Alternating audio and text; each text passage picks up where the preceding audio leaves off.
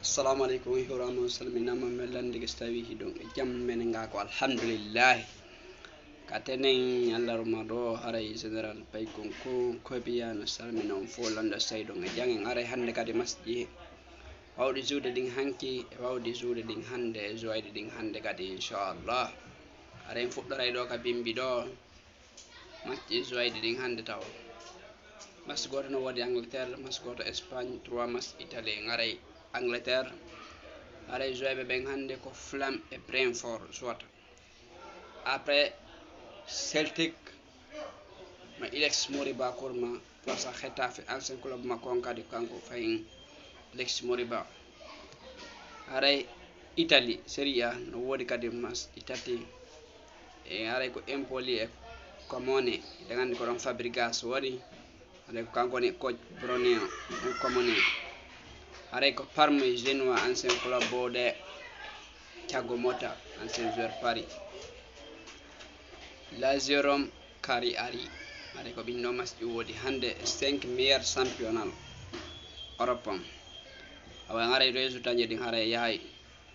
Toulouse Stade Reims Toulouse wano epide 1-0 Auxerre wano pide Stade Rennes 5-4-0 le Havre ma Ablaye Touré wano pide Montpellier mo Issaga Silla capitaine guinéen Sili national hay Ablaye Touré wano Marocan debe bi goto be gagni be marki ko on kadi lutti kadi haray Nantes mo Bayra Bagirasi minyira seru girasi haray Marseille wano be pide den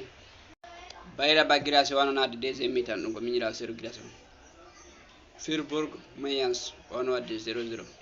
Brescia Mönchengladbach Werder Bremen wano Brescia wano e pide 4-1 yaay Liga Espagnol Atlético Madrid Las Palmas 2-0 pour Atlético Barcelone Espagnol Barcelone wano e pide 3-1 haray de ngandi Olmo wano donc kadi Olmo double no haray SCV Real Sociedad tawno be ka terrain mabbe pibe don 2-0 Atletico Bilbao Real Betis un but partout Premier League anglaise en haray Tottenham Aston Villa haray de ngandi donc Tottenham Aston Villa dina mar ko ne kon Tottenham wayde tuno wadi be 4-1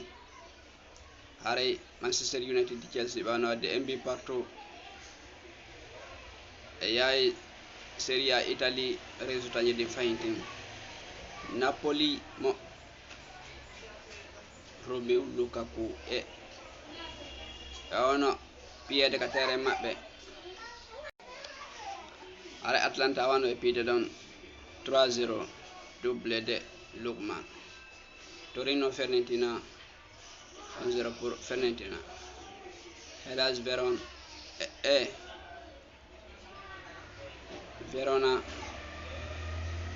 Verona Hellas Verona AS Rome wano pide AS Rome 3-2 Inter Milan wano pide Venezia 1-0 ko dido masji wayzude hanki ko dido kadi do azude hande inshallah haray men torike yon abono yon comment yon partage yon emo kadi video jeni inshallah redo weltana do jarna fay ko biya ko fi modon